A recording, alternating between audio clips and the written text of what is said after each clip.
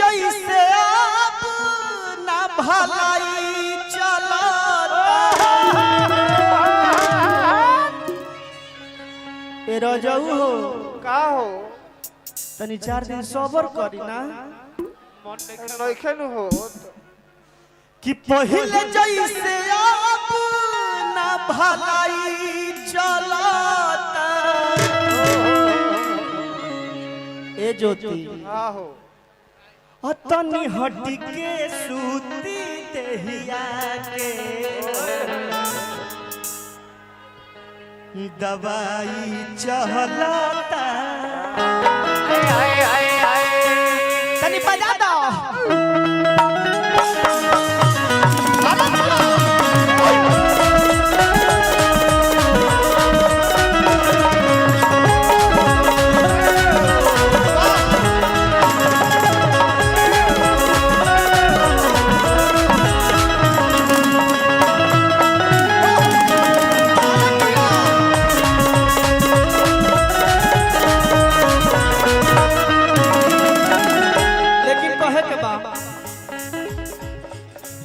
जे गाना के सुन ले तनी हाथ उठा के मीठा मीठा ताली बाजे के चाही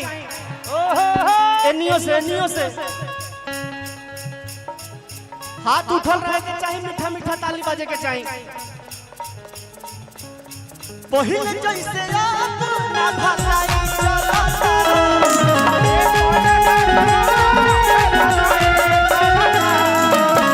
पहिले जैसे आप ना भलाई चलता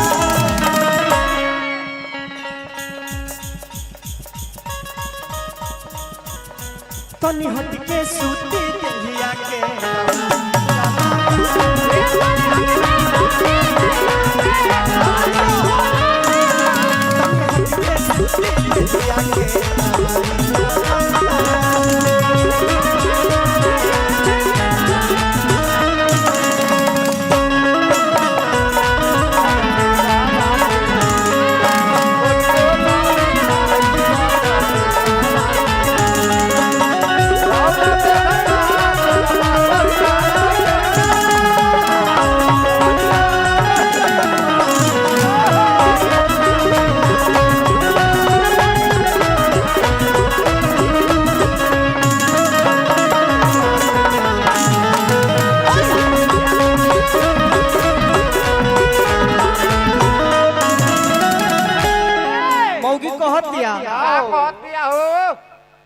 किसे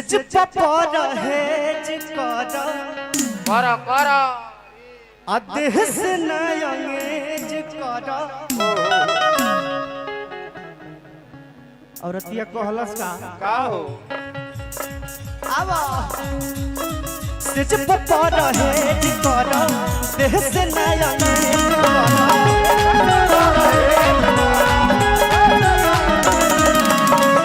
बनी को मजोरी अभी जनी दय में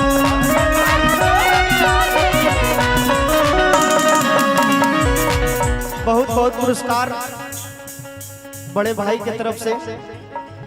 सारा कलाकार लोग के आकाश सिंह बिट्टू सिंह और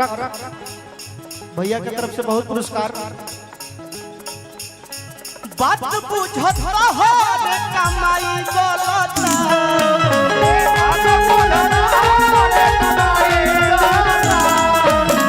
बात बुझत हो रे कमाई बोलता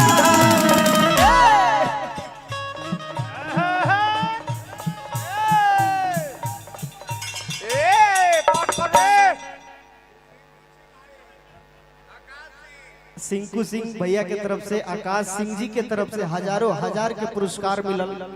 सारा कलाकारन के पुरस्कार के तब बारिश हो दिया भैया के बार बार प्रणाम स्वागत अभिनंदन पद प्रतिष्ठा माई भोलेनाथ राउर बनौले राखस लेकिन कहे के बा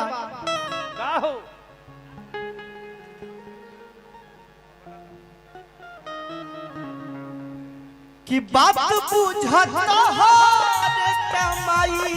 बोलता बात बुझत हो रे कमाई बोलता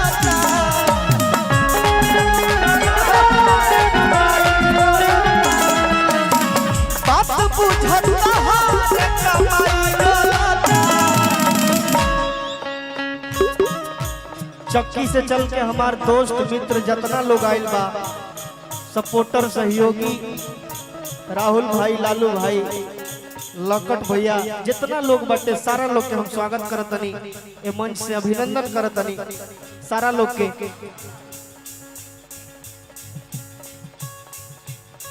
बात पूछत हो कमाई बोलता,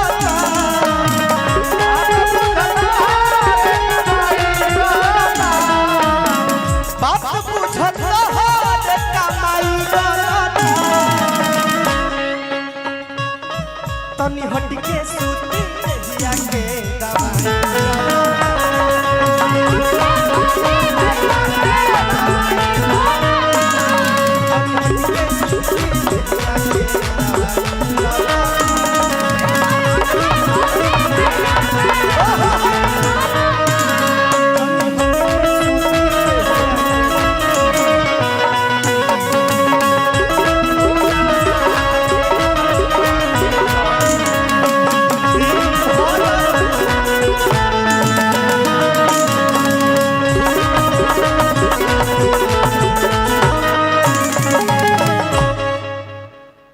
मंच पर बैठल ब्रिजेश भाई